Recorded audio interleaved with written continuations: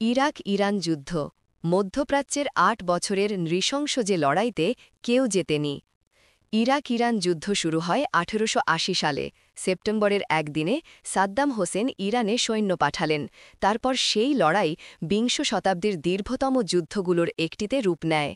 যুদ্ধের তৃতীয় সপ্তাহে বড় ধরনের সাফল্য পেয়ে যায় ইরাক। ইরানের গুরুত্বপূর্ণ বন্দর খোররাম শাহ দখল করে নেয় ইরাক। প্রথম সপ্তাহে ইরাকিরা কোনো প্রতিরোধের মুখেই পড়েনি। তারা ইরানের অনেক জায়গা দখল করে নেয়।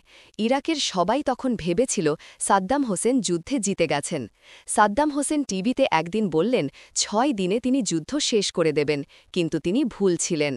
যুদ্ধের স্মৃতিচারণ করতে গিয়ে বিবিসিকে বলছিলেন ইরাকি চিকিৎসক ও কবি আহমেদ আল মুশতাত, যাকে যুদ্ধের শেষ দিকে বাধ্য হয়ে সেনাবাহিনীতে যোগ দিতে হয়েছিল। দক্ষিণে বসরা এবং পরে উত্তর আল হাফজার রণাঙ্গনে পাঠানো হয়েছিল তাকে। ১৯৮০ সালে যখন যুদ্ধ শুরু হয়, আহমেদ আল মুশতাতের বয়স ছিল ১৮। বাগদাদে তিনি তখন একজন মেডিকেল ছাত্র ছিলেন। ৮ বছর পর যখন ইরান ইরাক যুদ্ধ যখন শেষ হয়েছিল, তিনি তখন ২৬ বছরের যুবক। আমি মেডিকেল স্কুল শেষ করলাম, ১ বছর হাসপাতালে কাজ করলাম, তারপর চলে গেলাম যুদ্ধে। তিনি ধরেই নিয়েছিলেন একটা সময় যুদ্ধে না গিয়ে উপায় থাকবে না। ওই সময় শুধু আমি নয়, প্রতিটি ইরাকির জীবনের প্রতিটি মুহূর্ত যুদ্ধ দ্বারা প্রভাবিত হতো। টিভি খুললেই যুদ্ধের খবর। হঠাৎ একদিন শুনলেন আপনার প্রতিবেশীর ছেলে রণাঙ্গনে মারা গেছে। আমি আমার অনেক বন্ধুকে হারিয়েছি, পরিবারের অনেক সদস্য হারিয়েছি। জঘন্য সময় ছিল সেটা। আমি লেখালেখি করতাম, কিন্তু যুদ্ধের বিরুদ্ধে কিছু লেখা সম্ভবই ছিল না। নিরাপত্তা গোয়েন্দারা সর্বক্ষণ সবার ওপর কড়া নজর রাখত। জবরদস্তি করে রণাঙ্গনে। যুদ্ধ শুরুর ৭ বছর পর আহমেদ চিঠি পেলেন তাকে সেনাবাহিনীর মেডিকেল ইউনিটে যোগ দিতে হবে। এরকম একটি চিঠি একদিন আসবে আমি ধরেই নিয়েছিলাম, কিন্তু আমি চাইনি তা আসুক, কারণ ওই সময় রণাঙ্গনে গিয়ে মৃত্যুর সম্ভাবনা ছিল ৯০ ভাগ। কিন্তু নিয়তি অস্বীকার করার কোনো উপায় ছিল না, কারণ আপনি ওই নির্দেশ অবজ্ঞা করতে পারতেন না। পালানোর কোনো উপায় ছিল না। পালালেই আপনাকে ধরা পড়তে হবে। আপনাকে না পেলেও আপনার পরিবারকে তারা রেহাই দেবে না। খুঁজে না পেলে কি হতে পারত? সোজা মেরে ফেলত। আত্মরক্ষার আত্মপক্ষ সমর্থনের কোনো সুযোগই ছিল না। ১৯৮৭ সাল নাগাদ যুদ্ধে অচলাবস্থা তৈরি হয়েছিল। কোনো পক্ষই বলতে পারছিল না তারাই সুবিধাজনক অবস্থায় রয়েছে।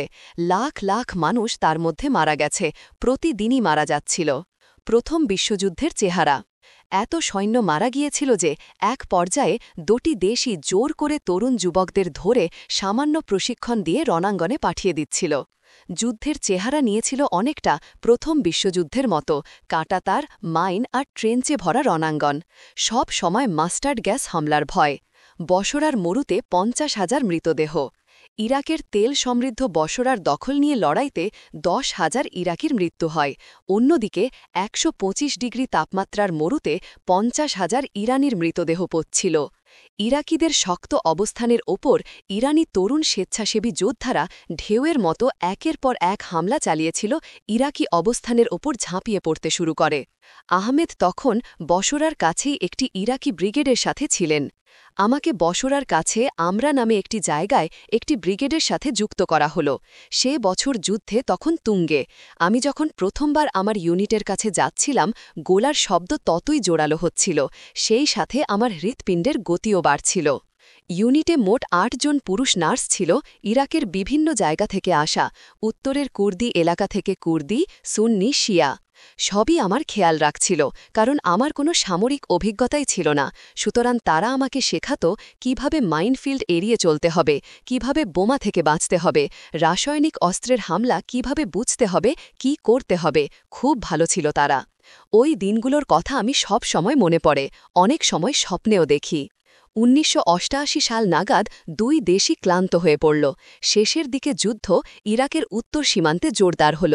আহমেদের ব্যাটালিয়নকে সেখানে পাঠানো হল। যদিও ইরান তখন জাতিসংঘের মধ্যস্থতায় যুদ্ধবিরতি মেনে নিতে রাজি হয়েছিল, তারপরও উত্তর সীমান্তে প্রচণ্ড যুদ্ধ চলছিল। ৩ দিনে আমরা প্রায় ১৫০০ সৈন্য হারাই। রক্তে ভেজা আহত সৈনিকরা যন্ত্রণায় চিৎকার করত। ভয়ানক দৃশ্য সব। আমরা যতটুকু পারতাম করতাম। এখনও সেই বারুদ মেশানো ধোঁয়ার গন্ধ পাই আমি। প্রাণে বাঁচতে সৈন্যের আকুতি। যুদ্ধ হচ্ছিল হালাপোচরা শহরের কাছে ছোট একটি পাহাড়ের নিয়ন্ত্রণ নিয়ে।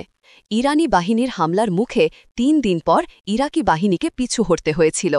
এরপর ব্রিগেড কমান্ডার আহমেদের বিরুদ্ধে অভিযোগ আনেন তিনি সৈন্যদের লড়াই থেকে পালাতে সাহায্য করেছেন, কারণ অল্প জখম সৈন্যদের তিনি ফিল্ড হাসপাতালে পাঠিয়ে দিয়েছিলেন। তিনি আমাকে বললেন, তোমার জন্যই আমরা এই লড়াইতে হেরে গেলাম। আমি অবশ্য বুঝতে পারছিলাম তিনি কারও ওপর দোষ চাপানোর চেষ্টা করছিলেন। আহমেদ ভয় পেয়েছিলেন তাকে হয়তো কোর্ট মার্শালের মুখোমুখি হতে হবে, কিন্তু অন্য কজন অফিসারের হস্তক্ষেপে তিনি রক্ষা পান। কিন্তু কমান্ডারের অভিযোগ কি সত্যি ছিল? তিনি কি সত্যিই রণাঙ্গন থেকে সরতে সৈন্যদের সাহায্য করেছিলেন? এই প্রশ্নে একটু মৃদু হেসে আহমেদ বলেন, আমি সবাইকে রক্ষা করতে চাইছিলাম। তারা আমার দিকে এমনভাবে তাকাত যেন বলতো, প্লিজ আমাকে আর যুদ্ধ করতে পাঠিও না। আমি এখনও অনেক সৈন্যের নাম মনে করতে পারি। আমি মনে করতে পারি তারা আমার প্রতি কতটা কৃতজ্ঞ ছিল, তাদের জীবন বেঁচেছিল। কম বেশি ১০ লাখ ইরাকির মৃত্যু হয়েছিল ৮ বছর ধরে চলা ওই যুদ্ধে। যুদ্ধ নিয়ে বাইরের বিশ্বে তত বেশি কথা হয়নি, কিন্তু আহমেদের মতো ওই যুদ্ধের অভিজ্ঞতা যাদের হয়েছে, যারা যুদ্ধ করেছে এবং বেঁচে গেছে, তারা কখনো ভোলেন না। এখনও বহু সৈন্যের মুখ আমার মনে আছে। লড়াইতে যাবার আগে তারা বিদায় জানিয়ে যেত। তারাও বুঝত, আমিও জানতাম তারা হয়তো ফিরবে না। আমি সব মুখগুলো মনে করতে পারি। ১৯৮৮ সালের ২০ অগাস্ট ইরাক-ইরান যুদ্ধ শেষ হয়। ২ বছর পর ইরাক আরেকটি যুদ্ধ শুরু করে, কুয়েতে সৈন্য পাঠিয়ে।